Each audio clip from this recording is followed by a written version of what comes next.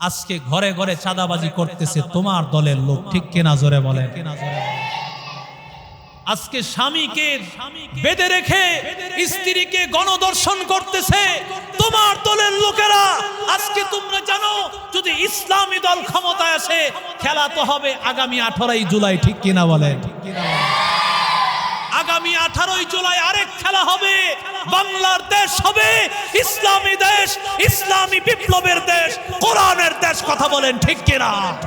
বাংলাদেশের মুসলমান আর ইসলামকে দমিয়ে রাখা যাবে না, ঠিক কিনা জোরে বলেন। মুখ সামলে কথা বলো। এই বাংলার দেশ শাহজালালের দেশ, শাহপরানের দেশ, শাহ মাকদুমের দেশ, মুফতি আমিনের দেশ, হাফিজি হুজুরের দেশ। এই বাংলার জমিনে কেউ ইসলাম নিয়ে কথা বলবে, আলেম ওলামা নিয়ে কথা বলবে, তার জিভ টেনে ফেলা হবে, ঠিক কিনা বলো। এজন্য রক্ত দিয়েছি তো আমরা, রক্ত দিয়েছে আমাদের ছাত্ররা। এই বাংলার জমিনে ৭১-এর বিপ্লব হয়েছে, তাও কিন্তু এই বাংলার জমিনে ছাত্ররাই কিন্তু যুদ্ধ করেছে, কথা বলেন ঠিক না বেঠিক। আজকে ৫ই আগস্টের গণ অভ্যুত্থানের পিছনে যেই চরের দলের বিরুদ্ধে কথা বলতেছে, যেই চরের দল আজকে তোমাদের বিরুদ্ধে তো আমরা কথা বলি না, আমরা চাই আসো, আমরা তো বলেছি আসো, তোমাদের কোনো কথা থাকলে বলো, কিন্তু না, ওরা কোনোভাবেই বাংলাদেশকে একটা ইসলামী একটা সুন্দর রাষ্ট্রে তারা পরিণত করতে চায় না, বরং ওরা ১৭ বছর স্বৈরাচারের সাথে একসাথে মিলেমিশে আবার ক্ষমতায় আসতে চায়, ঠিক কিনা জোরে বলে। তবে সেই আশা কোনোদিন বাস্তবায়ন হতে দেওয়া যাবে? আরো জোরে বলেন। সাহাবাই কারাম দাঁড়ায় গেছেন যুদ্ধের ময়দানে, যুদ্ধের ময়দানে দাঁড়িয়েছেন। নবীজি বলেন যারা যুদ্ধের উপযুক্ত তাদেরকে রাখা হবে, যারা যুদ্ধের উপযুক্ত না তাদেরকে বিদায় করে দেওয়া হবে। দেখা গেল এই সাহাবাই কারামের মধ্যে ছোট্ট ছোট্ট দুইটা বাচ্চা, একজনের নাম মুআজ, আরেকজনের নাম মুআওয়াজ। রাসূল করিম সাল্লাল্লাহু আলাইহি সাল্লাম সর্বপ্রথম বড় ভাই, তার বয়স ছিল 10 বছর।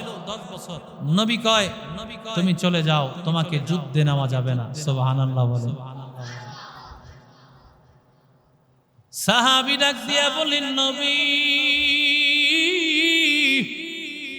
আমারে যদি মায়ের কাছে পাঠাইয়া দেন, ওগো পয়গম্বর আমার মা দুনিয়া থেকে মা আত্মহত্যা করবে, মা হয়তো চিৎকার করে মারা যাবে, কারণ আমার মায়ের মনের মধ্যে বড় আশা,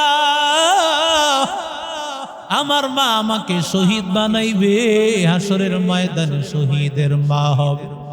আমারে যুদ্ধের ময়দানে পাঠায় দিয়েছে মা, আমারে পাঠায় দিয়েন না গো নবী, ও পয়গম্বর আমারে যুদ্ধের অনুমতি দেন। এমন সময় রাহমাতুল লিল আলামিন তারে যুদ্ধের অনুমতি দিয়া দিলেন। দ্বিতীয় নম্বর ভাই, ওর বয়স মাত্র 8 বছর। মায়ার নবী ডাক দিয়া বলেন না না, তোমার যুদ্ধের ময়দানে নিব না, তাড়াতাড়ি যাও, যুদ্ধের ময়দানে তোমার নিব না। আল্লাহর বান্দা ছোট্ট ভাইটা ডাক দিয়া বলে ও পয়গম্বর আমার ভাইয়াটাকে নিয়েছেন, আমারে কেন নিবেন না? নবী ডাক দিয়া কয় রে সাহাবী, তোর ভাইয়ের বয়স তো 2 বছর তোর চাইতে বড়, এই জন্য তোর ভাইকে নিস, তোরে নেওয়া যাবে না, তাড়াতাড়ি যা, তোকে যুদ্ধে নেওয়া যাবে না। ভাইটা ডাক দিয়া বলি গো নবী তাহলে আমার ভাইয়ের সাথে আপনি কুস্তিতে আমারে লাগায়া দেন, যদি কুস্তি কুস্তির মধ্যে দেখা যাবে আমি যদি আমার ভাইয়ের সাথে পারি তাহলে আমার যুদ্ধে আপনি নিয়ে নিবেন। আল্লাহর নবী বললেন, হ্যাঁ, তোমরা দুই ভাই মিলে কুস্তি লড়াই করো। প্রতিযোগিতা লাগায় দিলেন। এবার ছোট ভাইটা বড় ভাইয়ের কানে কানে বলে দেয়, ও বড় ভাই, আল্লাহ তাআলা তো তোর ফয়সালা করে দিয়েছে, তুই তো যুদ্ধের অনুমতি পেয়ে ফেলেছো, আমারে তো নবী অনুমতি দেয় নাই। তুই যদি আমার একটু সুযোগ দাও, তোর গায়ে শক্তি বেশি, আমার শক্তি কম, তুই আমাকে একটু দুর্বলতা দেখাইবি, আমি তোরে ফালায় দিব। তুই এখানে হারবি, হাসরে তোরে আল্লাহ জিতায়া দিবে। ওরে আল্লাহর বান্দা ও যুবক, বড় ভাইটা সুযোগ করে দিল। এবার ছোট ভাইটা বড় ভাইটাকে ফালায়া দিল। নবী ছোট ভাইটাকেও নিয়ে নিলে।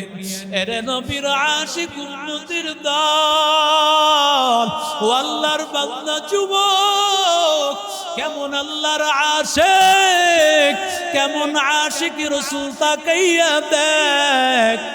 একজন ছোট বাচ্চা হইয়া কেমন আশিক, কেমন আশিকে রাসূল, কেমন আশিকে রাসূল। এবার যখন যুদ্ধ শুরু হয়ে গেল, যুদ্ধের দামামা শুরু হয়ে গেল, চতুর্দিক থেকে যুদ্ধের লড়াই শুরু হয়ে গেছে। ও আল্লাহর বান্দারা, ও আল্লাহর গোলাম, যখন যুদ্ধের সব দিক থেকে আওয়াজ শুরু হয়ে গেছে, মুআজ এবং মুআওয়াজ দুই ভাই তালাশ করতেছে, কই আল্লাহর নবীর সবচেয়ে বড় দুশমন আবু জাহেল। আবু জাহেলকে তালাশ করতেছে, কই আবু জাহেল। আবু জাহেলকে আজকে পাইলে আমরা আবু জাহেলকে মারবো। আব্দুর রহমান বিন আউফ পয়গম্বরের সাহাবী, নবীজির সাহাবী, তাকায় দেখেন তার ডান পাশে বাম পাশে দুইজন বালক দাঁড়ায় আছে। মনটা বড় খারাপ, কারণ মনে করেছে যুদ্ধে হয়তো তার ডানে বামে শক্তিশালী কেউ থাকবে। মনটা খারাপ হয়ে গিয়েছে। এমন সময় ছোট বালক কানে কানে ডাক দিয়া বলে, চাচা যান, ইয়া আম্মি, ও চাচা যান, আমাকে একটু বলেন না আবু জাহেল কে? মান আবু জাহেল? আবু জাহেল কে? কোন লোকটা আবু জাহেল? আমাকে একটু দেখান। আমার নবী ডাক দিয়া বলেন, ও বাচ্চা, তুমি আবু জাহেলের কেন পরিচয় জানতে চাও? কেন আবু জাহেলকে চিনতে চাও? কারণ আবু জাহেল মক্কার লিডার, মক্কার কাফের। আবু জাহেলকে কেন তুমি তালাশ করতেছো? বলে, আমি শুনেছি রহমাতুল লিল আলামিনকে নাকি অনেক বেশি কষ্ট দিয়েছে, সুতরাং আমার মনের মধ্যে বড় ইচ্ছা, আমি যদি মারি তাহলে যুদ্ধের ময়দানে আবু জাহেলকে আমি মারবো, এই জন্য আমি নিয়ত করে রেখেছি।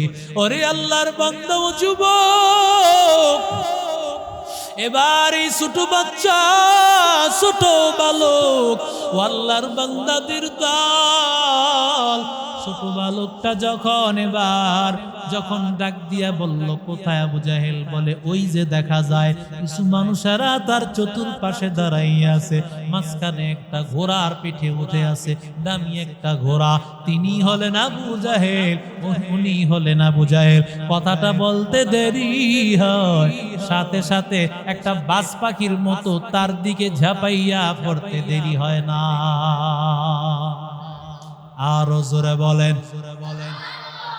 মুসলমান ইমানদার আল্লাহর গোলাম, ও যুবক তাকাইয়া দেখ, আল্লাহর বান্দা একটা তরবারির আঘাত দিয়া সাথে সাথে আঘাতটা তার শরীরে লাগে নাই, ঘোড়ার পায়ের মধ্যে লেগেছে।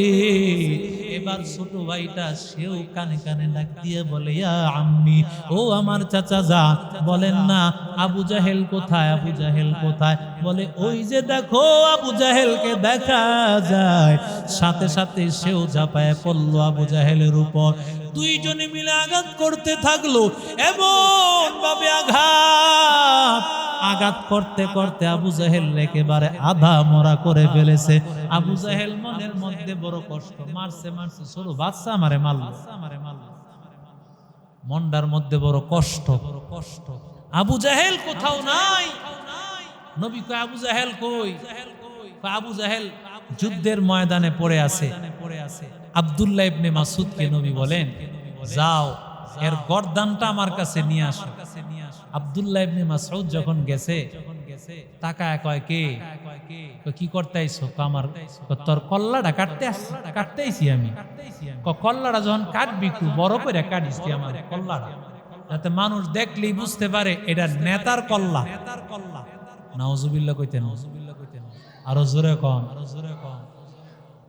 অহংকারী তো অহংকারী, জীবনের শেষ পর্যায়ে কয় গর্দানটা কাটবি তো একটু বড় কইরা কাটিস, যাতে করে বোঝা যায় এটা নেতার গর্দান, এটা নেতার কল্লা, এটা নেতার মাথা।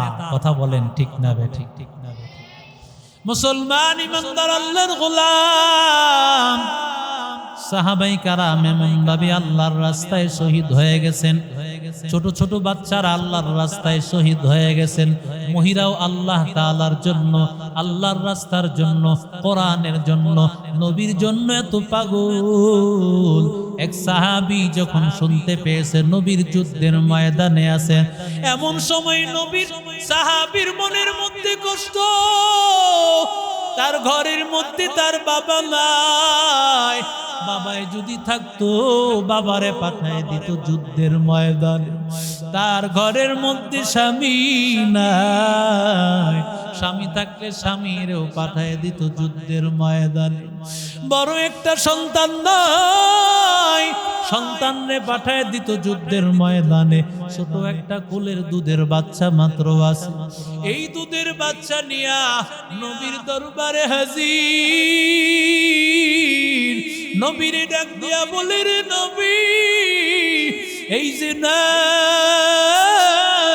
এই কোলের বাচ্চাটা নিয়ে আসছি। নবী ডাক দিয়া বলে, কোলের বাচ্চাটা কেন নিয়ে আসছো? ওরে তো কিছুই কাজে আসবে না। আল্লাহর বান্দা ডাক দিয়া বলে, ও নবী, আমিও জানি কোলের বাচ্চাটা কোনো কাজে আসবে না, এরপরও নিয়ে আসছি। কেন জানেন নাকি নবী? এরে নবীর আশিক উম্মতের দল, কেন নিয়ে আসছি নবী জানেন? ও পয়গম্বর, কারণ আমি যুদ্ধের ময়দানে আমার বাবারে পাঠাইতে পারি নাই, আমার স্বামীরে পাঠাইতে পারি নাই, কারণ আমার বাবা নাই, আমার স্বামী নাই, আমার বড় কোনো সন্তান নাই। নবী, আমিও যুদ্ধের ময়দানে যুদ্ধ করব এমন তো অনুমতি নাই। ও পয়গম্বর, আমি এই জন্য আসছি, আমার বাচ্চাটারে অনুমতি দিয়ে দেন গো পয়গম্বর। যুদ্ধের ময়দানে যদিও আমি আসতে পারলাম না, কারণ যদি অনুমতি থাকতো আমার বুকটা সামনের দিক দিয়ে আমি পেতে দিতাম। যদি ডান দিক থেকে আপনার উপরে কোনো তীরের আঘাত আসতো, ও নবী, ডান দিকে আমি আমার বুকটা পেতে দিতাম। যদি বাম দিক থেকে আসতো, বাম দিকে আমার বুকটা পেতে দিতাম। পেছন দিক থেকে আসলে পেছনের দিকে আমার বুকটা পেতে দিতাম। কিন্তু পয়গম্বর, কিন্তু না, অনুমতি নাই। আমার এই সন্তানটাকে নেয়, এই সন্তানটাকে যুদ্ধের ময়দানে কাজে লাগায়েন, ঢাল হিসাবে ব্যবহার করবেন। আসরের ময়দানে আমি মা যেন শহীদের মা হয়ে আমি উঠতে পারি। আল্লাহর বান্দারা, এই জন্য আল্লাহর কাছে বান্দা চাও, হে আল্লাহ, আল্লাহুম্মা রযুকনা শাহাদাতান ফি সাবিলিক ওয়াজআল কবরানা ফি বালাদি হাবিবিক। আল্লাহ, তুমি তোমার রাস্তায় শহীদ হওয়ার আল্লাহ তুমি তৌফিক দান করিও। আয় আল্লাহ, নবীন আয় আল্লাহ দেশে আমাকে মরণটা দিও, আমার কবরটা আল্লাহ নবীর দেশে করে দিও। ও আল্লাহর বান্দাদের দল, যারা নাকি সব সময় আল্লাহর কাছে শাহাদাত চাইবে, নবী বলেন ওয়া ইম্মাতা আলা ফিরাশিহি, বিছানায় মারা গেল আল্লাহ তাকে শহীদের মর্যাদা দিয়ে দিবে। আল্লাহ আমাদের সবাইকে কবুল করেন, জোরে বলেন আমিন।